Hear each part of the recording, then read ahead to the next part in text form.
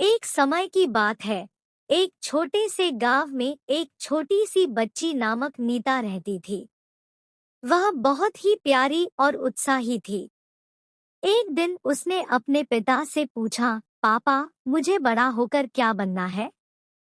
पिता ने मुस्कुराते हुए कहा, नीता, तुम कुछ भी बन सकती हो जो तुम्हें खुशी देता है। जब तुम अपने दिल से कुछ करती हो तो तुम में सफलता का मार्ग मिल जाता है। नीता ने अपने सपनों का पीछा करना शुरू किया और हर दिन मेहनत की।